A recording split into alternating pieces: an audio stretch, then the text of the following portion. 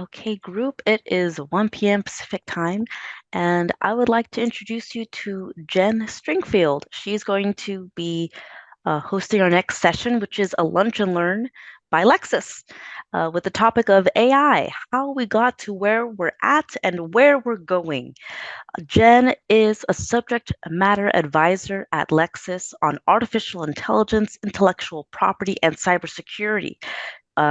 She has been at Lexis for over 2 years and has taught many courses via LexisNexis University, some of them including CLE courses, on the topics of data breaches, ethical concerns of AI, and the metaverse. So, Jen, I leave it to you. Thank you so much for that introduction. I appreciate it. So today we're going to be talking about the wonderful world of artificial intelligence, and really, where we're at, where we're going, and about me. I've been with Lexis for almost 2 decades. I've been in legal technology for a really long time. I was a practicing attorney before that. And Bianca did a great job introducing me. So I'll just, throw up here. This is my LinkedIn QR code if you're interested in connecting with me there. I will also put this towards the end as well. But a little bit about me with respect to artificial intelligence. I am a big generative AI adopter. I utilize the technology very, very, very frequently from a personal point of view. And you'll actually see an example of that today. In ChatGPT, and we'll kind of walk through that. Professionally, obviously, I use Lexis Plus AI, which is a generative AI tool for attorneys. And then also professionally, internally, I have access to a large language model that is proprietary that we use for all sorts of really interesting things. And I'll give you an example of, basically how I use artificial intelligence. I try to get it to do anything I don't enjoy. And I had to put together a decision tree recently. And I don't know if you've ever had to put together a decision tree, but I'm not a visual graphical kind of person. I'm a writer. I write things out and, I can draw it out, manually, but it doesn't really translate when I go to put it into a presentation or something like that. And so I used our internal LLM and I said, create a decision tree, and I just gave it the words, basically this here. And it wrote the code for me and sent me to a website where I could just plug in what it is I told it I had wanted. And it created this gorgeous graphical decision tree for me. So that's one way I use generative AI. We also use Microsoft Copilot, which you may or may not be familiar with. That's also an internal resource. A lot of folks have access to that one. It's helpful because it is secure. And we'll talk a little bit about security here in a little bit. And in terms of that, it's powered by ChatGPT. I use ChatGPT personally, but I don't do work stuff with it for obvious reasons, or, data security and privacy reasons. But the Copilot allows me to utilize it. And again, anything I don't enjoy, I have it do it for me. It'll do a really good job of creating images. I can put in our brand colors, like our hex colors, Pantone colors, and it'll give me an image that is perfectly branded for the Lexis branding marketing guidelines. So it's just an awesome tool. So that's a little bit about me from the AI point of view and kind of how I utilize AI. But let's go ahead and kind of start sort of from the beginning. I'm having a little bit of a bandwidth issue, so I'm going to go off video for a second. So let's talk, kind of about, how the heck we got here. To me, that's really important to, to understand how we got here, why we're at where we're at. And then we'll really kind of talk about where we're at. Then we'll talk a little bit about where we're going. I will show you Lexis Plus AI towards the end.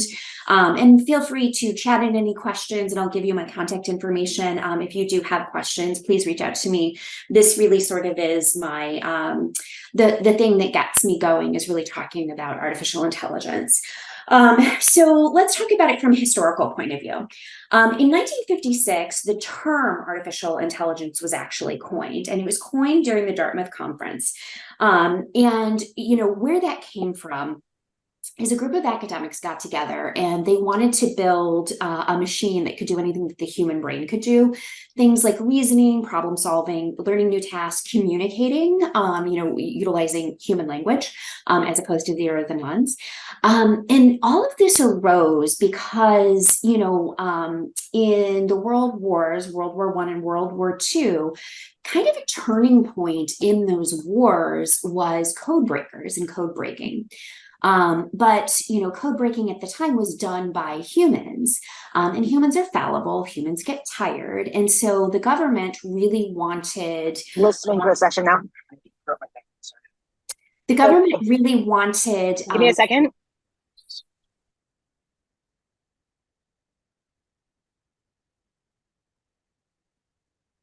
I The government. think you're good, Jen. Sorry, I think that was an accidental unmute, but I think you're Oh, okay. sure. So the government really wanted to, set out and get a machine to do this as opposed to humans. Some of the interesting things that happened along the lines of this going on was in 1950, Alan Turing developed something called the Turing test. It was a benchmark for machine intelligence, and the benchmark is if a person conversing with a machine could be tricked into thinking that machine was human, it passes the Turing test. Obviously, very relevant to where we're at now, but just kind of puts into context how long we've sort of been at this process. Another thing that happened in the 1950s was something called neural networks were developed. They're very interesting because they're inspired by the structure of the human brain. It's essentially pattern recognition, and I'll show you some neural networks and how those work. In 1964, something called the ELIZA chatbot was developed, and it just simulates conversation. It's actually really similar to many of the chatbots we utilize today. So all of this was, kind of very interesting, very, developmental. But AI really didn't pan out the way that the government expected it to. So in the 1970s and 80s, we have something called the AI winter. Basically, governments aren't investing in AI. There's not a lot going on. But something big happened in 1986. A company called Digital Equipment Corporation created something called the XCon Expert Learning System. And that AI system was credited with generating more than $40 million in savings for Digital Equipment Corporation. And as a result, corporations started developing in artificial intelligence. After this, about $1 billion a year was invested, in AI systems. A lot of stuff has happened between 1986 and 2011, but sort of in terms of public consciousness and awareness in 2011, IBM's AI system Watson beat Jeopardy champions at Jeopardy while not being connected to the internet. So it was kind of a big deal. And then in 2012, something called deep learning was developed, and that's a neural network that has more than 3 layers. And as I said, I'm going to show you some examples of this. What that means is that there were really significant advancements in computer vision and speech recognition. So we saw the application of these deep learning neural networks, sort of being available when we saw the launch of Amazon's Alexa. Alexa is a personal digital assistant that utilizes speech. And I probably set it off for some folks. I said that out loud. I should have spelled it out. But she'll answer questions, and you can use her for shopping lists, which is one of the ways that I utilize her. You can do all sorts of things, but that was all enabled by deep learning. And then kind of the next really big leap in terms of technology was established in 2017 with the introduction of the transformer architecture. And it basically revolutionized natural language processing.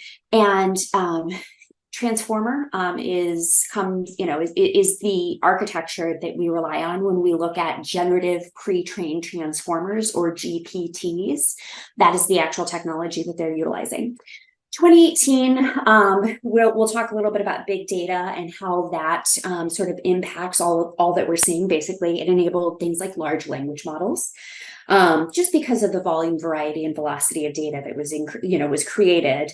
It created the ability for us to have scalable analytics and processing of that information. In 2022, November 2022, OpenAI launched ChatGPT, and it was a highly advanced language model with about 175 billion parameters.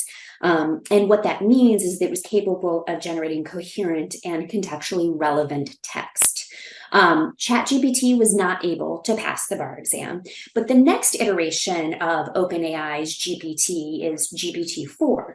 That was able to pass the bar exam. And that one, it has an estimated 650 billion to 1 trillion parameters. And we'll talk a little bit about that as well. Some of the other things to know about what happened in artificial intelligence in 2023, GPT-4 also outperformed humans on the ethics bar. And that's actually when Lexis launched Lexis Plus AI. You'll hear me talking a lot about these pre-trained transformers. I'll talk a lot about ChatGPT. That's kind of shorthand for all the ones that are out there, like Claude, Bard, or Gemini, depending on how you want to think about it. Vertex, some of the other ones that are out there. But let's talk a little bit about some of the key terms. So some of the key terms, everybody kind of focuses on different ones. The terminology that I focus on really, is around natural language processing, tokens, machine learning, neural networks, deep learning, large language models, transformer models. We talked a little bit about parameters, generative AI, and reinforcement learning, and you'll kind of see those as we go on. So artificial intelligence is an umbrella term. Just note that, and there are subfields under the main field of artificial intelligence. We really kind of start with natural language processing.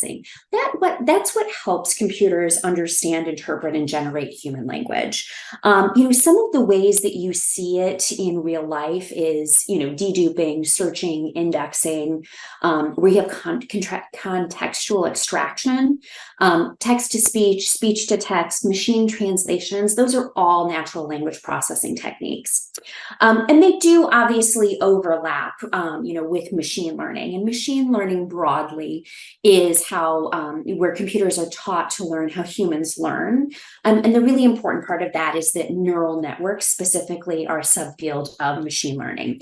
I promised that we would look at, a neural network. This is, by the way, is a example of natural language processing. So this is, I'm sure you've done a Boolean search of some sort or a natural language search. It's really interesting to think about and look at how it pulls context. So it knows there are noise words that we ignore.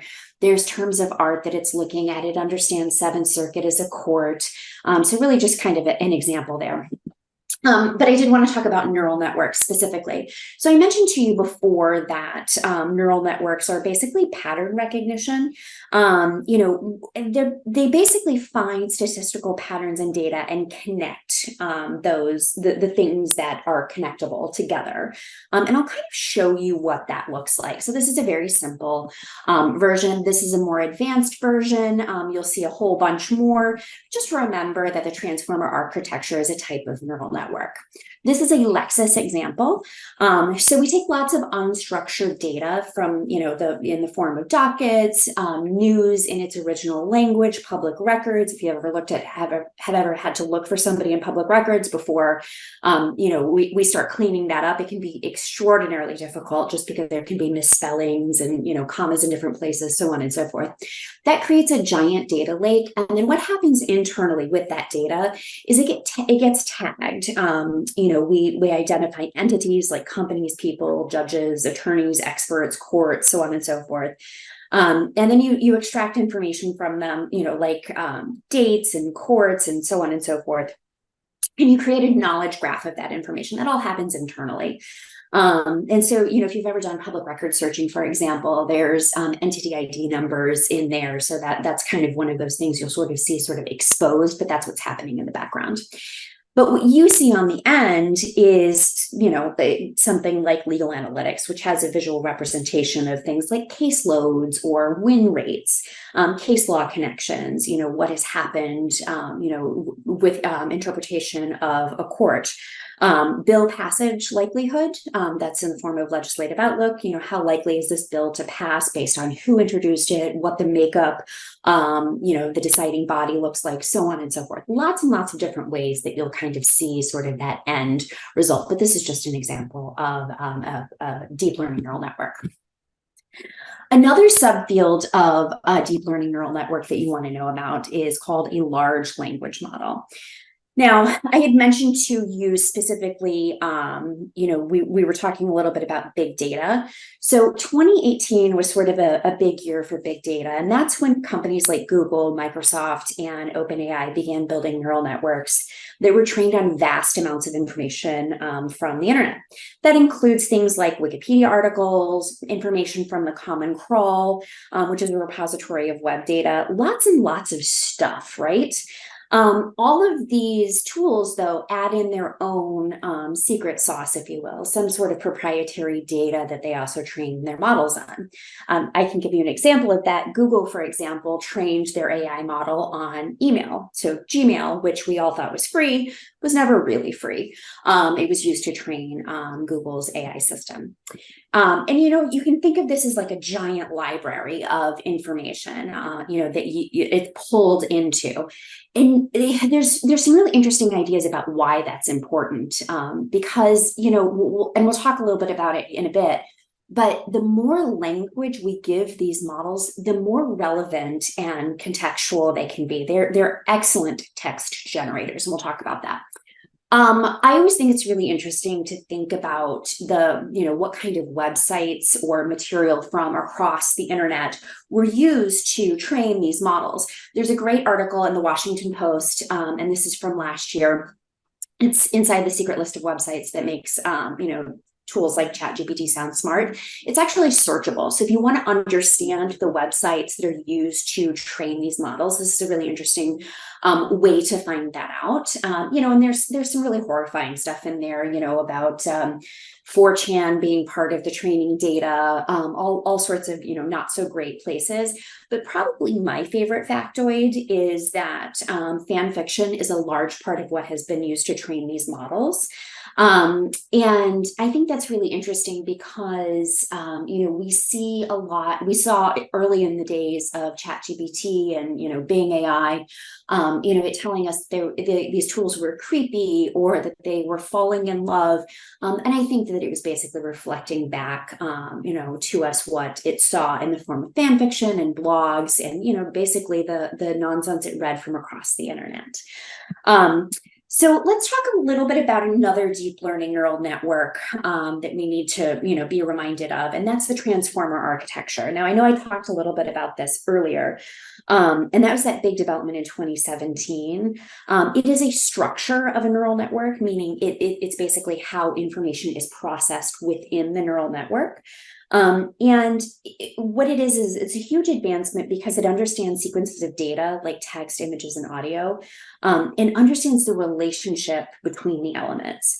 And it's really what enables tools today to generate coherent and relevant content.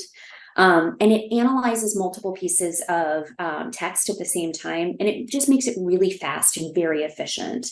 It also develops a sense of context, and let me show you kind of what that looks like. So, basically it sketches this enormously complex map of human language and understands how likely another word is to come after it. And this mathematical representation is, each one of these relationships is given, a numerical value, and that's what those parameters are. And so, I mentioned to you before, ChatGPT has 175 billion parameters, and GPT-4, which was obviously able to pass the bar exam as we discussed, has between 650 to 1 trillion parameters. All of these tools are basically how we got to generative AI. And generative AI leverages these technologies so that it can generate new content based on how it's been trained. By that, I mean images, audio, text, really kind of whatever it is we're looking at. Another important thing to note is the cost to train these systems. It's about $100 million. That's why you don't see a lot of players in the market. You'll see lots of generative AI tools leveraging tools from OpenAI, from Anthropic, from Google, and utilizing them for their purposes. But you don't see small vendors creating their own underlying generative AI systems. It's just simply the cost to train. As I mentioned before, ChatGPT is an excellent text generator. It really does a great job, but it's important to note that, it's not fact-based.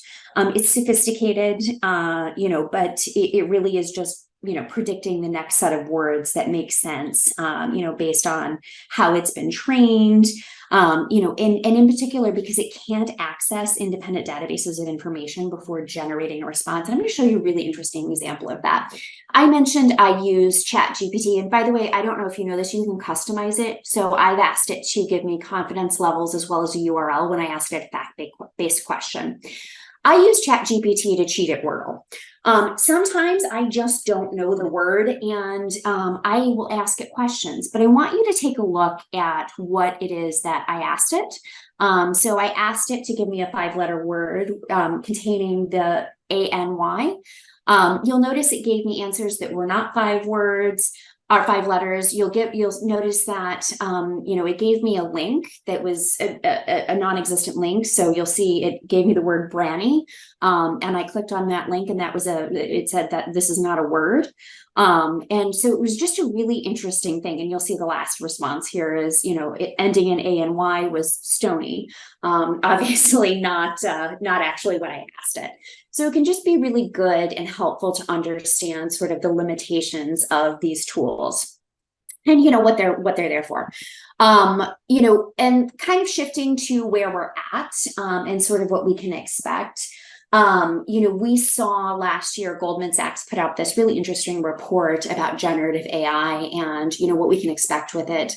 And they anticipate about a quarter of legal work is going to be automated due to generative AI. And I think we are going to see that. But I'm always reminded of, in 1985 when Excel launched. Whole accounting floors were eliminated, but accountants weren't eliminated. They just, kind of shifted their responsibilities.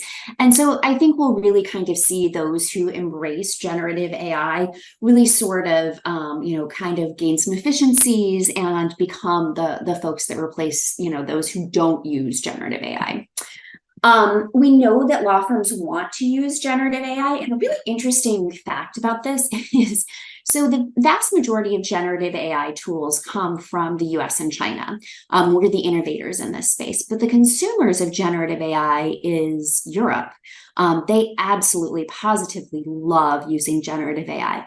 In the US, though, and this is US specific, this is a survey we conducted at Lexis, how firms want to use generative AI. And that's mainly with legal research, summarizing documents, drafting documents. Obviously, there's some other, potentials here, but those are the 3 I'm going to focus on. You'll kind of see here in a second why. So Lexis plus AI. Now, obviously, I am talking about the state of the legal industry with respect to Lexis, and that's because that's what I have access to. That's what I use. The way that it operates is you have the ability to conduct searches. You can have it draft emails, documents, arguments, so on and so forth, summaries. You can have it summarize cases. Statutes are coming, and you can upload to ask questions. And I'll give you some examples, and we'll take a look at those. Now, I've told you what Lexis Plus AI can do, and I've also talked about how these large language models can struggle. We've all seen the headlines about attorneys getting in trouble utilizing ChatGPT to draft arguments and inventing cases and all sorts of things, right? So if you kind of think back to what we've talked about and how these large language models are trained from all of that information from all across the internet, what that means is that a tool like ChatGPT or, Claude's Anthropic, whatever tool you're utilizing, knows that a legal argument requires citation to case law. But ChatGPT doesn't have access to a database of case law. And so it will create an argument. It will do what you've asked it to do, but it will have errors, it will have hallucinations, and it'll have bias. I asked it to draft a patent that is for a generative AI tool that does not create an intermediate copy during training. Not only did it draft that patent for me, it drafted the code that I could put into it. Now, obviously, this doesn't take into account prior art, prior patents, or anything along those lines. It just put a string of words together that it thought made sense into the right format, so that was a really convincing, thing that I looked at.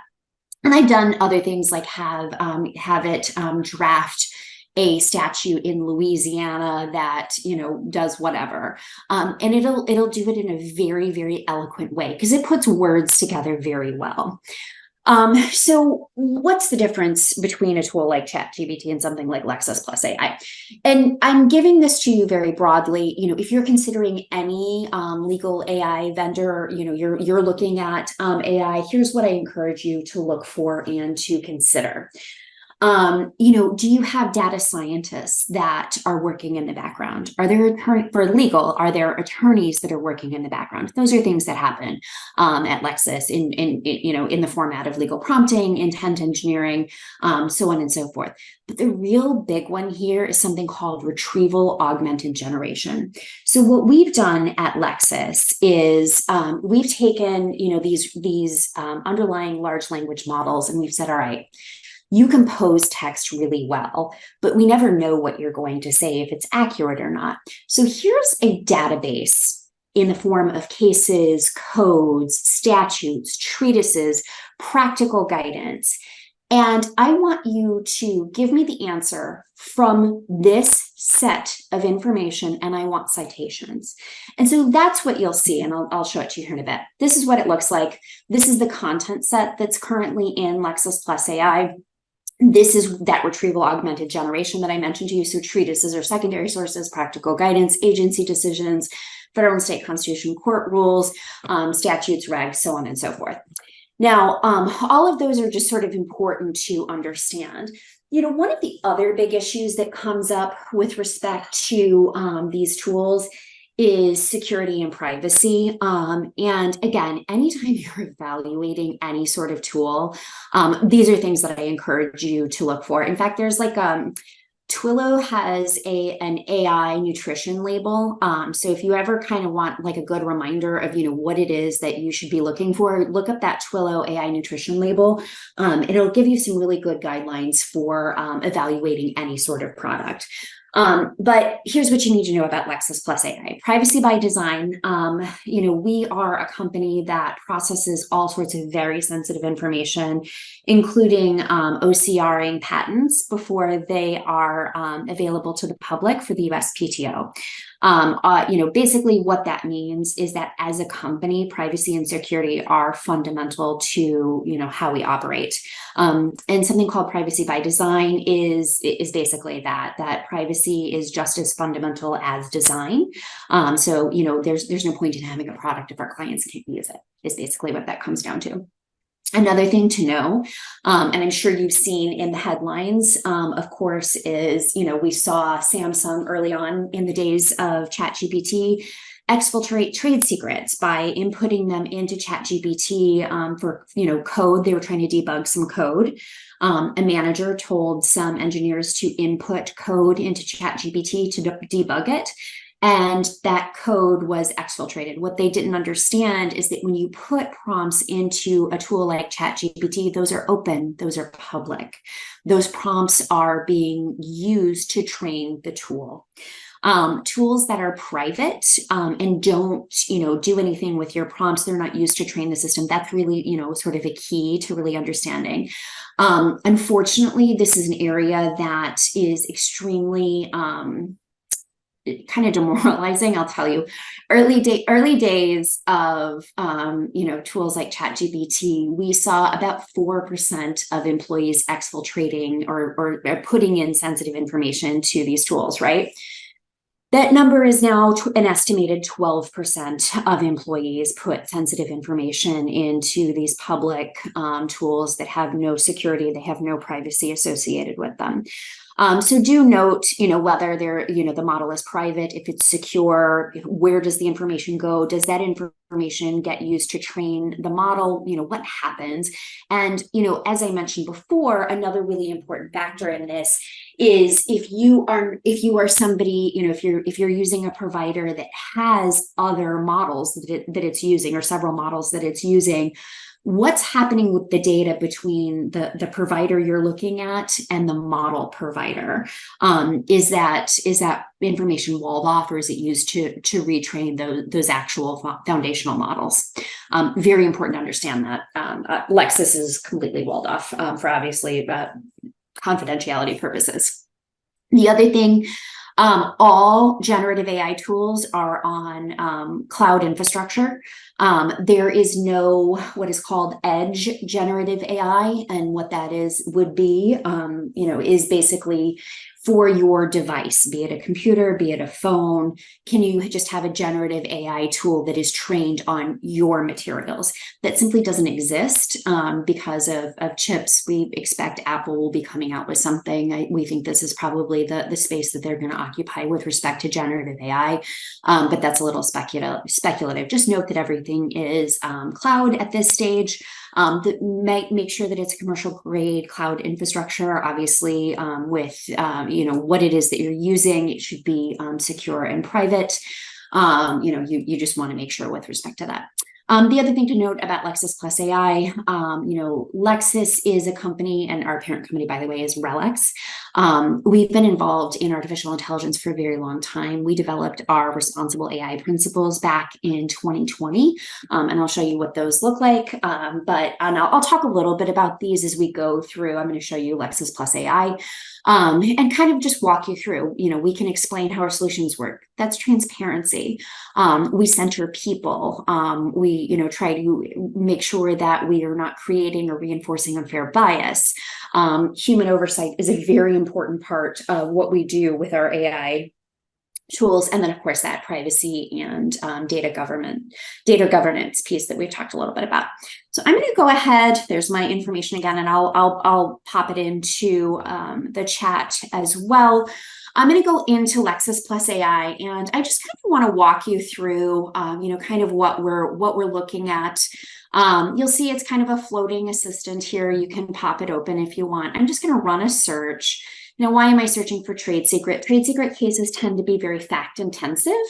And so I'm going to go and find one that is newer.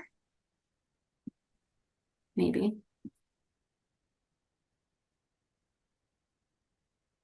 I'm going to find a new case. So we still have attorney editors who summarize our cases for us, right? But when a case is brand new, particularly when it's lengthy, because let's say it's a trade secret case, for example, let's go into this guy. This looks nice and lengthy, and it's from yesterday. So probably a case that has, so we're in a pretty long case here. If you look kind of at the slider, how many facts there are and so on and so forth. You'll see that we've incorporated summarization here. You'll see that it's generated by AI. We always call out when something has been created by AI. So any case summaries where you don't see it's purple and say generated by AI, that's written by our attorney editors. You'll see it has the key legal holdings, material facts, controlling law, court rationale, and then outcome. So issue, rule, application, conclusion. These are consistent, meaning so if you were to go into Lexis Plus AI on your account and pull up this case, it would be the exact same that we are seeing here. So it's really sped up, particularly in fact-intensive cases or brand new cases, the ability to have them quickly summarized. Is this on point? Does this make sense? So on and so forth. I'm going to go into the AI assistant and show you just kind of some of the ways that you can use it. I do tend to make my screen a little bit smaller just so I can get everything all on one page here, but you'll see kind of how it's operated. And that's ask a legal question. It'll give you some very specific examples. It tells you the content that is included, again, just to kind of give you a pointer. You can select a jurisdiction. There's prompting tips. So what I will say about this is, and I'll show you generate a draft, and again, examples and what it can draft for you, what a summarize a case looks like, and then we'll go into upload here in a second. I'll show you kind of what that looks like. So prompting, I'm going to go ahead and throw in a question. So can a logo created generative AI tool system be trademarked? So it's going to generate my response. It's going to tell me some information about what it's doing, as we go along. I wish I could move this box so you could see it, but I'll come back to it. So prompting is an art. It's not a science. So for those of you who are Boolean searchers, you'll probably understand and appreciate what this means. So everybody has a slightly different strategy when you are crafting a Boolean search. It really truly is about you just kind of sussing out what you want. It'll give you some information about, things that you might want to consider, so on and so forth. Now, I mentioned to you that it would give me some information. So it's telling me it's formulating my query. It's searching in primary sources as well as secondary sources. And then you can kind of see what it's pulling. So it gives me an answer and it tells me exactly where it pulled that, answer from. So we are dealing with generative AI. There's not going to be a lot of case law on the point. So that's why you're seeing it pull from things like practical guidance. And if you want to peek inside of what the system, is doing, it will tell you very specifically what it looked at. So here's the 4 practical guidance documents it considered. Here's the treatises it considered. So it's just kind of like giving you an idea of the things it considered. Now, are there cases out there that are on generative AI and trademark? Maybe, I don't know. I haven't run the search, but it's really important to understand and think about this as exactly what it is, and that's a generative AI tool. So this is the type of tool that will get you an idea. It'll get you a summary. It's not conducting the research for you. It's not giving you every case that has considered trademark and generative AI. It's just giving you a head start. But let me show you another way that you can leverage this. And there's, you can ask follow-up questions. You can ask it to, draft a memo or write an email to a client or, whatever it is. But let's go ahead and have it develop a checklist of factors to consider in evaluating generative AI system created logo qualifies for trademark protection. So, I'm just having it, basically tell me what is it I'm supposed to consider. And it'll kind of walk me through, although, hold on. Oh, there it goes. And you'll see I have my old, searches here. A couple of things to note is that you can tell the system whether this is a helpful response or non-helpful response. Another thing that you didn't see before is that it starts to type these out so that you can very quickly get your results. This is sort of newer. It used to just wait until the full result was created, but that way you can just sort of get going a lot faster. And you'll see those citations are going to be here. So you can actually look and see, does this case actually say that? Obviously you want to make sure, but you can dive in and you can dig a little bit deeper and you'll kind of see what that looks like. And it'll give you some suggestions, of things that you might want to consider. And then of course you can obviously go into view more documents as well. Now, again, keep in mind, it's not doing legal research. It only looked at 11 cases specific to generative AI and really so factors for trademarking, right? That's not, there's obviously significantly more. So we've looked at ask a legal question. We saw summarize a case. Generate a draft is very similar to what we just did, creating the checklist. But you can obviously have it do different things, including legal arguments, memos, letters, emails, clauses. But I'm going to upload a document. And I want to show you a couple of things. So this is where I think, librarians in particular will have a great deal of utilization for tools like this. So I don't know if you remember or if you saw the news recently about the FTC, passing a rule that non-competes are not appropriate in the United States any longer for specific types of employees, meaning the vast majority of employees. And the Chamber of Commerce has now sued based on that.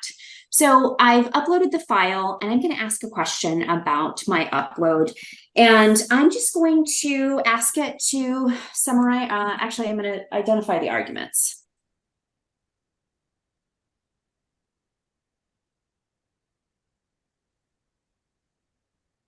And it will do some really interesting things while we're waiting for it to do this. It will not only just identify arguments, but I have the ability to compare and contrast. I can have it summarize. This is really helpful for lengthy documents. I can upload up to 10 documents and I can compare and contrast. So if I want to understand what the commonalities are between complaints that a particular attorney tends to file. I can obviously dig into that. It can find entities. So if I just wanted to identify any entities in a document, I can use this to summarize. I've used it to compare and contrast patents and patent claims. So lots and lots of different things. It is generating the response. It is a little bit of a lengthier document. So I'll come back to this, but we have just about 5 minutes. I see some questions in the chat, so I'm going to go into those. And if you have any other questions, I'm happy to pop it out to link to actual links. Oh, so the question is, did it link to actual web pages like for Stony, or did it make up that? So it's actually Merriam-Webster, and it was for the word. So it would actually go into the Merriam-Webster dictionary for the definition for the word. The one for brawny or whatever it was that it said, B-R-A-N-Y, I think, it said, Merriam-Webster said this word does not exist. So it actually was a page. Onelook.com is an excellent tool for cheating at Wordle. You can put a question page. Oh, okay, that's a good. Thank you. I appreciate that. I play connections and strands, and by the time I get to Wordle, if it's been a bad New York Times day, I need a win, even if it's ill-gotten. Okay, can the legal specific AI tool still create errors or hallucinations, or is it coded to not give results if they can't find an answer? So that's a really interesting question. And I will say that it depends on the tool. I can tell you what we do. And actually probably a really good, probably my favorite example, because I've used many of the other tools, I test them out from time to time, is to have it summarize the cases, the hallucinated citations that have come up in cases. So Mata versus avionics is a really good one. There's some hallucinated citations in there. So if you ask the system, the legal AI system, to summarize one of those absolutely invented cases that ChatGPT imagined, it's really interesting to see how they handle it, because every system handles it differently. I can tell you what Lexis Plus AI does. And it'll say that is not a real citation. Do you mean this or this or this? So in terms of errors and hallucinations, here's what I'll tell you. So Lexis Plus AI does say that we don't hallucinate cases. And so that's a really important thing to understand. So that's why there's those citations and those clickable links so that you can actually link into them. Now, it will also tell you if it doesn't have an answer or if it's not able to do that. For example, if you ask it to do something, that is not legal specific, it will kind of going to the different things. How does Lexis identify the cases? Other results, it's identify the cases. Other results it's sent to the LM. I'm not sure what the question is. So in terms of the cases that it, okay, so you'll see here's the key legal arguments. That's the summary. Let me go back to this one. In terms of the cases, you'll see them cited here. So here we are. Classify the mark into four categories: generic, descriptive, suggestive, arbitrary, or fanciful. Higher classification, the more likely the mark is to be considered distinctive. So let's go ahead and go pop into the cases. So these are all cases that come from Lexis, from the Lexis corpus. So it's our case law, it's our statutes, it's all the materials from the Lexis Plus ecosystem. So you can actually see what that looks like. Let's go ahead and go into those. Valid trademark, okay. Yeah, so you can kind of see what that looks like. We have just a minute. How does it do the search? That's a really good, interesting, tight on time. Okay. I will, oh yeah. So there is some intent interpretation that goes on in the background, and I will respond to you guys individually if or just respond generally. But if you kind of take a look, you can actually see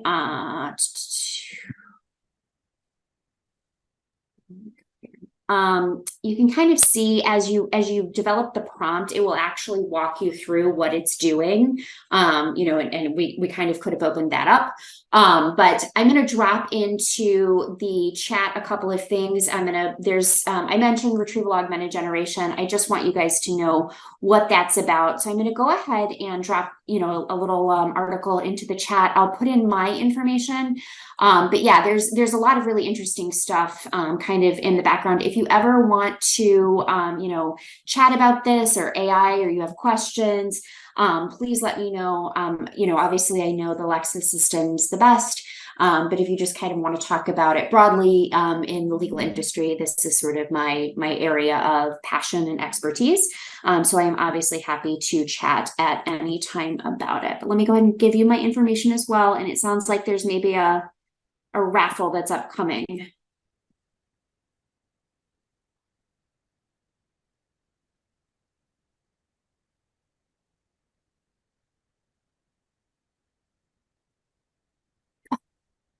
Oh, okay, got it.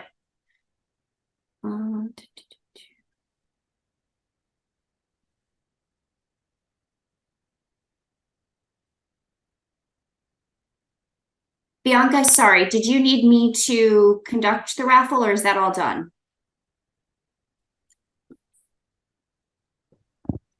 Hey, Jen. Hi. The idea was that Lexus would be providing the gift cards and Oh, conducting the raffle. oh, okay. Well, I apologize. The person who was supposed to do the actual raffle portion of it, I was not aware of. But what I can do is I will take the attendance from here and make sure that we get the raffle to the folks that it's supposed to go to. Okay. Let me just take full screen. Here we go.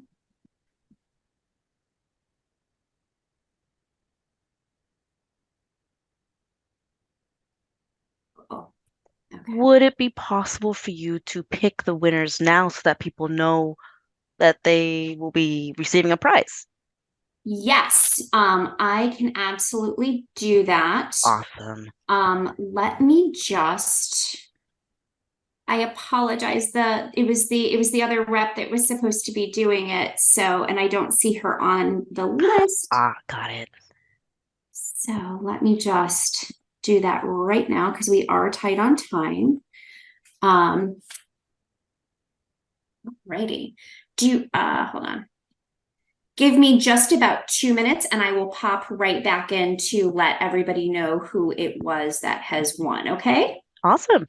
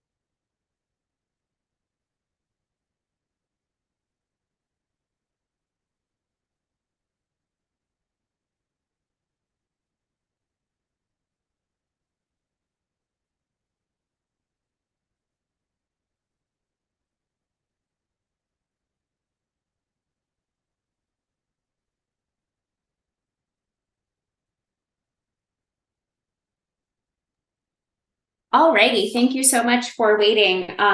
So I did grab the names of the winners and I will throw them into the chat, but it was Claudia Cohen, April Udi, and I apologize if I mispronounce anybody's name. Gigi Penagotako, Will Huggins, and Matthew Daw. So I really appreciate everybody, time and attendance today. I hope you learned something new. That was really my goal. Love to talk about, Lexis, but, really, I just want you to learn about AI since it's very much my nerdy thing that I enjoy. Thank you so much. Sorry for holding everybody a little bit further over. I hope that you enjoyed your lunch and you learned something. Thank you. Thank you so much, Jen. Really insightful talk. And thank you for the gift cards. I'll connect with you after to make sure that we send the gifts to the right people. Okay, wonderful. All right. Take care. Bye. Oh, Okay, so we have just a short break before our next speaker. Apologies, I don't know why it's so slow when I hit start video. It takes like a whole 3 seconds to remember how to do that. The video started. So thank you all for your patience with that last few seconds. We will be starting our next program in just about 8 minutes. So really quick, refresh yourself, stretch, get up, because if you don't, I don't promise you'll be able to stand up after the meeting because this has been a very long conference. So I'll see you guys back at 2 p.m. Pacific time.